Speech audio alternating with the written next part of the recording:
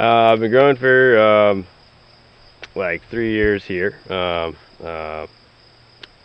grew a couple of years a long time ago, just as a kid trying to do his thing with some seeds in a bag and see how it goes. But outdoor growing like 3 years. Outdoor, I grow mainly um, ones that will finish faster, so they're usually more leaning toward indica.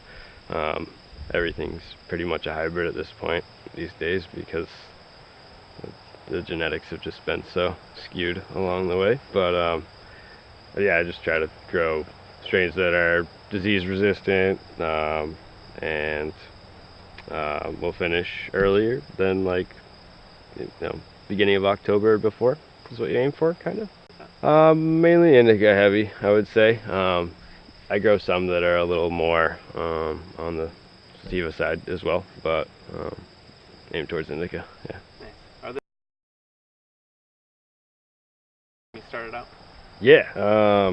Well, man's got a relatively short growing season, so you have to keep that in mind. That's why I keep my plants, done by October, just because in California, where it is the growing mecca of the United States, it seems, they just have a longer window to bud.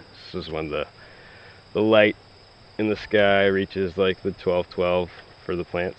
When that's what they notice, 12-12. You have, that's the amount of weeks you have for that bud to do that. So there's a lot of growers in Maine, and it's just coming along because it's been legalized recently, and yeah, whenever like I don't have any clones or any plants or questions, I just ask my friends, and they help me out. I help them out. It's a big circle,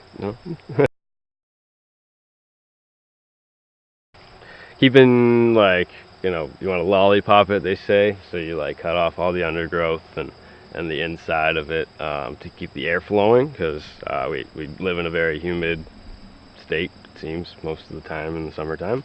Powdery mildew is a big disease that can be spread easily to these plants, so when you maximize the airflow in and around it, definitely stops that from happening. I mean, lots of tips here and there, but that's probably the best. Every year is different, but I stake mine out now just because, if you don't do that early, like during the budding period, you could damage the roots and hence stress out the plant, having it create seeds, which you do not want.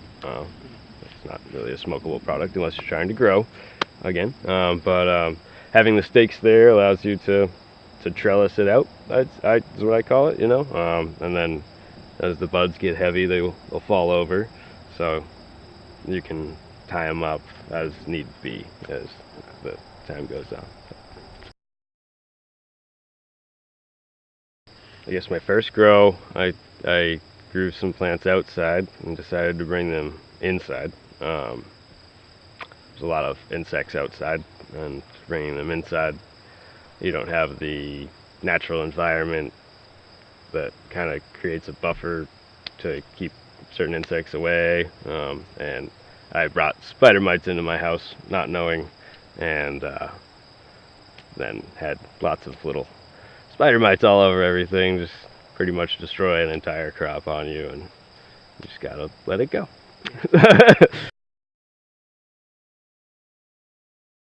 That one is also a big one to talk about because indoor and outdoor alike, it happens.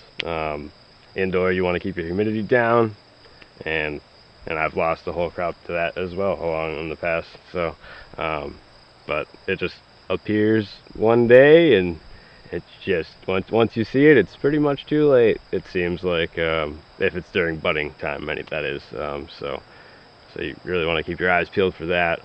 Ways to prevent that: neem oil. It's an organic oil you mix with water and you spray on the plants every 14 days. If you do that throughout the vegetative process, then it doesn't get on the buds, so it doesn't, you know, affect the taste of the buds or anything like that. So that has helped me a lot. Stuff. Nope, that's the only one. I mean, technically that is a pesticide. It's an organic pesticide. So, I mean, that's why I do it. I try to keep everything organic as can be. Um, I use like organic dry. It's like a dried up powder kind of. You feed the top layer and just kind of water it in and um, yeah, keep it organic. That's my way to go. I mean, everybody's different, so. I've been lucky with that. In the past, I did grow in fences. There was deer in the backyard a long time ago. We have animals around the house though, and just haven't really had any problems with it. Yeah.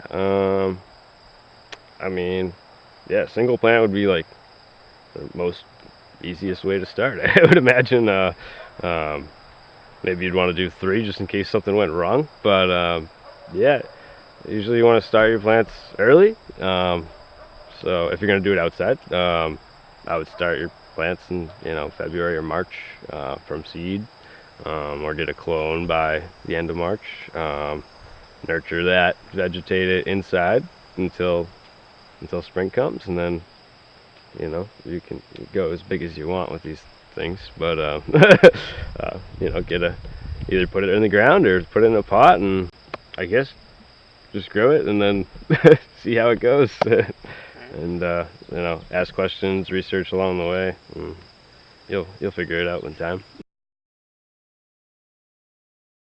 Well, seeds you can purchase online. You get them overseas, California. You can get them from your friends. You can get them from anywhere nowadays, pretty much. Usually, there's more reputable sources you can source your seeds from, so people will gain a name over time, and certain strains are known to do well, and you know maybe like a certain seed you're buying from a company that wasn't well known could hermaphrodite on you, and then because that happened there was a little pollen, and now all of a sudden all you have is seeds and no more bud. So it's good to buy from reputable sources, and clones are a big benefit too, because um, as long as they're coming from the right person, they're known to be what they are, and they're not gonna hermaphrodite on you. So Sort of thing. I am. I love Gorilla Glue. Everybody seems to just love Gorilla Glue. It's not great for growing outdoors. I don't have any out here this year. I did grow it in the past, but it takes longer to grow, so it's good for indoor. But other than that, I did recently grow a Blueberry OG Kush, which was pretty good. It was Gorilla Glue crossed with OG Kush, and then that crossed with Blueberry. Um, Hence Blueberry OG. I think that was from Barney Seeds, but very interesting terpene profile. Smelled really good. Can you Terpenes, to the best of my knowledge, are the essential oils that create the smell that you get when you smell the plant. There's a lot more of them when the plant's growing, and once you harvest it, like as they dry, a lot of them evaporate off. Um, Obviously, some stay, but yeah. Yeah, when you're running oils, there's like live resin, which is when you take the fresh product. I'm not sure exactly because I don't do this, but I think they just run the fresh. I don't know if they freeze it or whatever, but running it fresh keeps that like if it's a purple tube plant, it'll come out purple, and the smell will be so good and the taste will be so good. So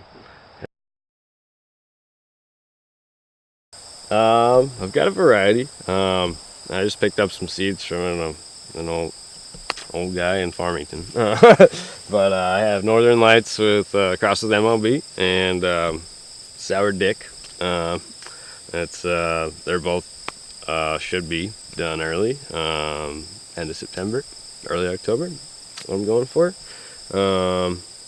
But I got those specific for that. And behind that, further out, there's some that well, they're all over the board. But we got like a Royal Kush from California. That's a